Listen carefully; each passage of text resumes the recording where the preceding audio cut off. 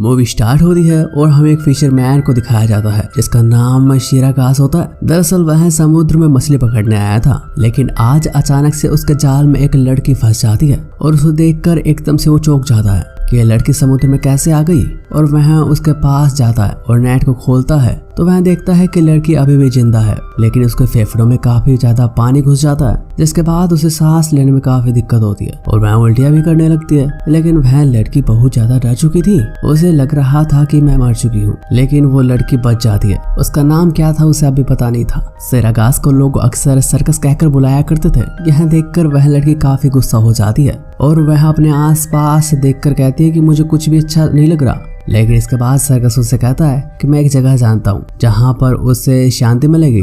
Circus उसे अपनी मोम के पुराने घर में लेकर जाता है और इसके मोम की मौत कुछ साल पहले हो चुकी थी। दरअसल सर्कस शादीशुदा था और उसकी एक बेटी भी थी जिसका नाम अली है, और इसका तलाक उसकी पत्नी से काफी पहले हो चुका था।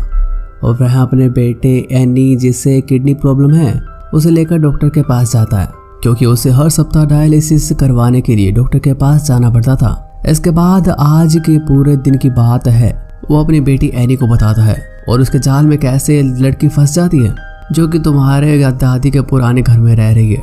इसके बाद डॉक्टर एनी को मोटराइज्ड चेयर देता है, जिसे देखकर एनी काफी ज्यादा खुश हो जाती है। जिसके बाद सर्कस उस लड़की को मिलने के लिए वापस जंगल जाता है। इसके बाद सर्कस अपनी बोट को खींचता है क्योंकि उसे मछली पकड़ने के लिए जाना था, और वह लड़की सर्कस से जिद करने लगती है कि उसके साथ चलेगी। इसके बाद सर्कस मान जाता है और उसे अपने साथ लेकर चलता है। इसके बाद दोनों में बातचीत होती है और वह लड़की सर्कस से कहती है कि आप मुझे ओडिन कह सकते हैं। इसके बाद वह गाना गा रही होती है और इतनी देर में सर्कस के जाल में बहुत ज्यादा अच्छी मछलियां फंस जाती है, जिससे कि उसकी अच्छी खासी कमाई होने लगी। इसके बाद वह गारमेंट्स की दुकान पर जाता है और ओडिन के लिए अच्छे कपड़े खरीदता है।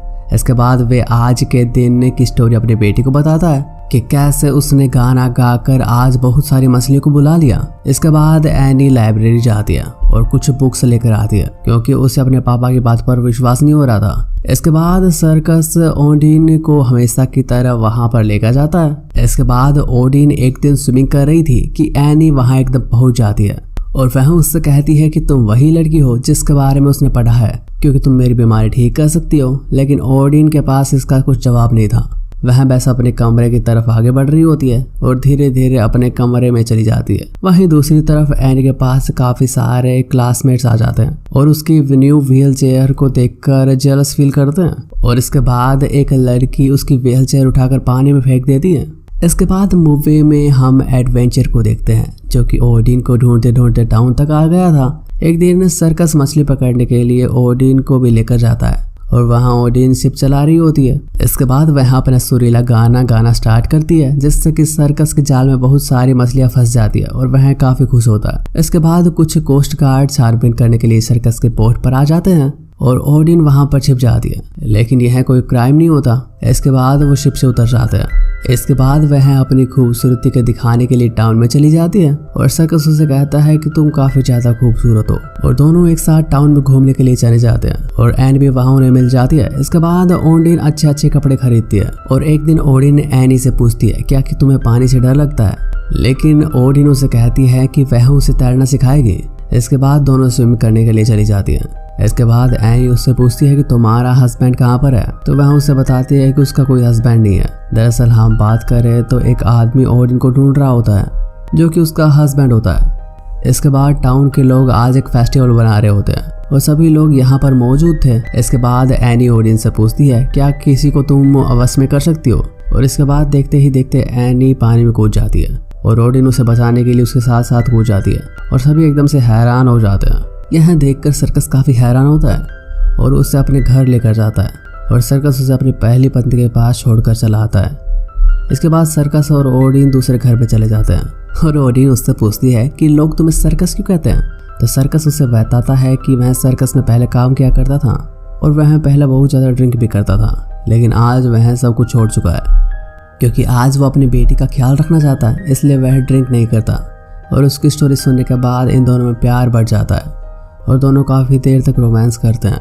लेकिन एक दिन ओडिन के हस्बैंड ने सर्कस से आकर बात करने की कोशिश की और कहा ओडिन कहाँ पर है, और यह सब सुनने के बाद सर्कस ने उसे स्ट्रेंजर को नज़रअंदाज कर दिया और वहाँ से चला गया। इसके बाद वो स्ट्रेंजर ओडिन को ढूंढता ढूंढता उसके घर पर पहुंच जाता है और वहीं ओडिन को देख लेता है और वह पीछे के दरवाजे से भाग जाती है। इसके बाद वह सारी बातें आकर सर्कस को बता देती है कि वह उसका हस्बैंड आ चुका है, लेकिन वह उसके साथ नहीं जाना चाहती और वो कहती है कि वह एनी की बीमारी ठीक कर सकती है। और आगे इस फिल्म में हमें दिखाया जाता है कि मोरा और उसका हस्बैंड आज काफ़ी ड्रिंक कर चुके थे और काफ़ी तेज़ रफ्तार में गाड़ी चला रहे थे।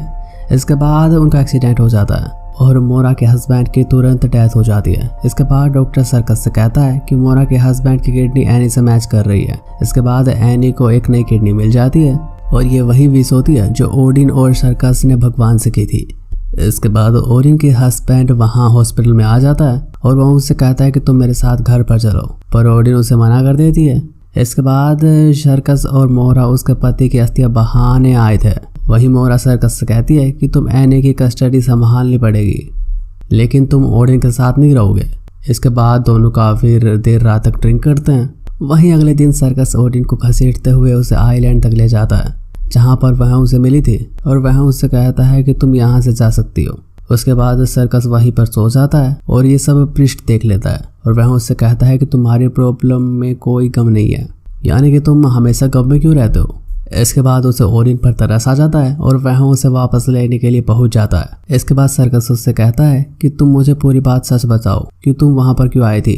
इसके बाद ओडिन उससे कहती है कि वह लोग एक ड्रग सप्लायर थे और उन्हें पुलिस ने पकड़ लिया था, जिसके कारण वह पानी में कूद गई और वह स्विमिंग करते करते तुम्हारे पास आ पहुंची, लेकिन वह मरने ही वाली थी, लेकिन तुमने मुझे बचा लिया।